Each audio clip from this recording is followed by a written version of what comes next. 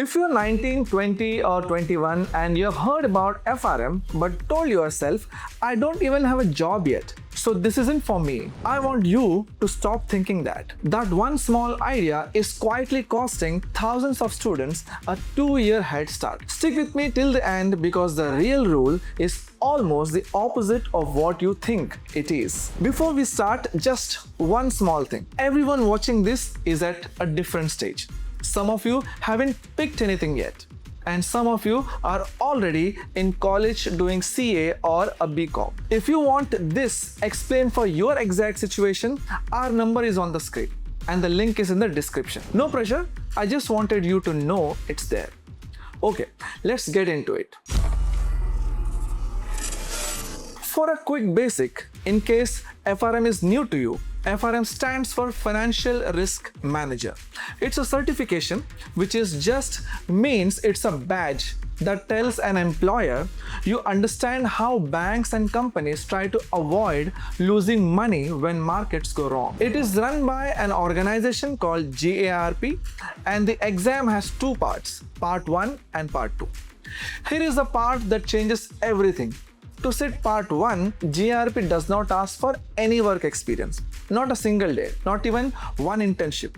You could be in your first year of college and register for part 1 tomorrow. You also do not need any specific degree. Commerce, engineering, arts, it does not matter. What actually needs is the full certification, the final badge itself, not the exam. These are two different things and almost nobody explains that clearly. I understand why this confuses people. Most people you have grown up hearing about have levels you must clear in order, where you finish one stage before you're allowed to try the next one. So it feels natural to assume FRM works the same way. It does not. FRM was designed so that people could start early, whether you are a student, a fresher, or someone switching careers. Everyone can take the same exam whenever they are ready. The work experience part comes in later for a different reason, and I'll explain that in a moment. Now let's go through the real numbers, so you have facts instead of guesses. In 2026, there are still 2 chances left to take part 1, one in August, one in November. Please check the exact dates on GARP's own website before you plan anything, since these dates can shift a little every year. On cost, there's one-time sign-up fee plus a separate fee for each part of the exam.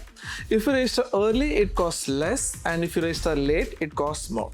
In rupees, the total for both parts usually adds up to a few lakhs, and we'll put the exact current numbers in the description so you have something real to check. The exam itself is 4 hours long with 100 questions, and it covers 4 broad areas: the basics of managing risk, some simple math and statistics, how financial markets work, and how to measure and value risk. Once someone finishes both parts, freshers with FRM in India are usually earning somewhere between 8 and 14 lakhs a year, depending on the company and the city. This is not a promise, it's simply what the current job market looks like. What you actually earn will always depend on you. One quick thing, drop a comment and tell me what year you are in right now. First year, second year, or already working.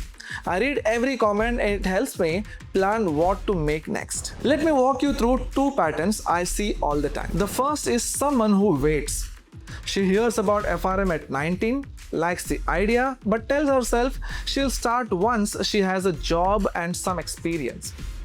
2 years pass, now she's working and trying to study for a difficult exam, while also handling a full-time job. She is not stuck, she's just carrying more than she needed to. The second is someone who starts early. Same age, same interest, but she signs up for part 1 in her second year of college. By the time she graduates, she's already cleared part 1 and sometimes even part 2. She walks into her first job interview having already cleared part or all of FRM, while her classmates are still deciding what to do. Same starting point, but one small decision at 20 changed the outcome. Now here's the part that actually matters, so you're clear on it.